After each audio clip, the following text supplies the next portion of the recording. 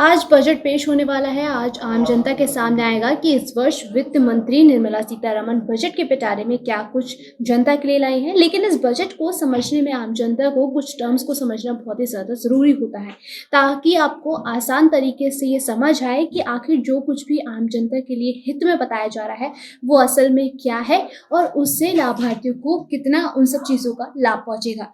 इसलिए आज के इस वीडियो में हम आपको इसी से जुड़े कुछ टर्म्स के बारे में आसान भाषा में बताएंगे कि आखिर प्राइमरी डिफिसिट और रेवेन्यू डिफिसिट क्या होता है। तो आपको बता दें कि जो प्राइमरी डिफिसिट होता है उसको हिंदी में प्राथमिकी घाटा कहते हैं। इसी के साथ आपको ये भी जानकारी दे दें कि इसका मतलब है कि जो मौजूदा वर्ष के राजकोषीय घाटे यानी कि फिजिकल डिफिसिट और पिछले वर्ष के उधार पर चुकाए गए ब्याज के बीच का जो अंतर होता है, जो डिफरेंस होता है, उसको ही प्राइमरी डिफिसिट कहते हैं। वहीं फिजिकल डेफिसिट क्या होता है, इस पर भी हमने पूरा एक एक्सप्लेनर वीडियो तैयार किया है, जिसका लिंक जो है हम आपको इस वीडियो के अंत में दे देंगे। वहीं बात कर लेते हैं इसकी दूसरी टर्म रेवेन्यू डेफिसिट की, जिसका हिंदी में मतलब होता है राजस्व घाटा।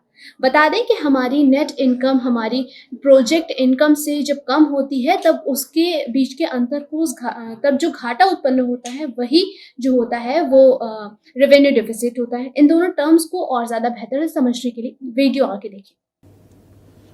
अब इसी में से एक घाटा होता है, ये जिसको प्राथमिक घाटा बोलते हैं, कि मान लीजिए कि आपको पिछले साल भी 50,000 का गैप रह गया था। उस 50,000 में से 10,000 आप इंटरनल सोर्सेज से मेंटेन किए और 40,000 रुपया आपने कर्ज लिया था, और कर्ज लिया था तो उसमें ब्याज भी दिया था। मान लीजिए कि आपने 4,000 रुपया ब्याज दिया था, तो वही ब्याज जब इस वाले टोटल में से आप घटा देंगे तो ये प्राथमिक घाटा निकल जाता है। यानी आपका कुल नुकसान और माइनस ब्याज, तो ये प्राथमिक निकल गया। तो ये तो हो गई दो घाटों की बात।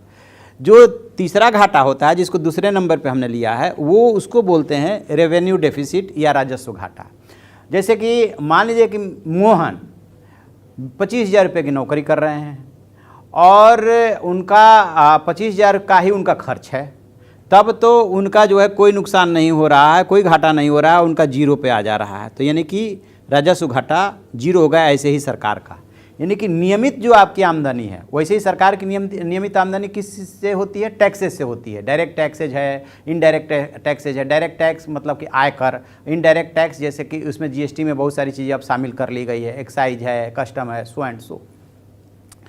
तो यदि आप जीरो तक मेंटेन कर ले गए तब तो ठीक है, लेकिन यदि सरकार जीरो तक मेंटेन नहीं कर पाती है, तो जैसे सरकार के कर्मचारी हैं, उनकी सैलरी जा रही है, सरकार का इस्टेब्लिशमेंट का खर्चा है वो जा रहा है, सरकार ने कहीं से कर्ज लिया हुआ है तो उस पर ब्याज जा रहा है, तो ये जो रूटीन के खर्चे हैं और जो रूटीन की आपकी टैक्सेस से आए हैं, किससे? टैक्सेस से आए हैं, तो वो यदि बराबर नहीं बैठता है, उसमें आप जो है आपकी आमदनी कम हो जाती है और खर्च ज़्यादा हो जाता है। रूटीन का ध्यान रखिएगा, रूटीन का, कुल नहीं।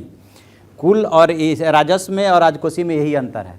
तो जो है वो घाटा जो कहलाता है वो सरकार का कहलाता है राजस्व घाटा। और जो सरकार अपने नियमित खर्च और टैक्स से नियमित आय को बैलेंस नहीं कर पाती है, उसे उसका मनी मैनेजमेंट अच्छा नहीं माना जाता है। लेकिन होता है क्या है, सामान्य तौर पे सब जगह पे कि सरकार का खर्च ज़्यादा हो ही जाता है, तो उसके नियम कानून अलग बने हुए हैं कि आपका जो है राजकोषीय घाटा कितना तक होना चाहिए। जैसे कि अभी सरकार ने जो है रनिंग फाइनेंशियल ईयर चल रहा है, उसमें जो है 3.3 का टारगेट लेकर के चल रहे हैं कि सकल घरेलू उत्पाद यानी कि जीडीपी का कुल जो है 3.3 से ज़्यादा नहीं रहना चाहिए। खैर वो सब टेक्निकल बातें हैं। इसी तरीके से आपने इन दोनों टर्म्स को आसान भाषा में और आसान तरीके से समझना क्या कुछ होता है, ये जो बजट में आम जनता को समझना बेहद ही ज़रूरी होता है। जानकारी कैसे लगी आपको, ये हमें कमेंट सेक्शन में ज़रूर बताइएगा। ऐसी तमाम जानकारियों के लिए देखते रहिए खबर।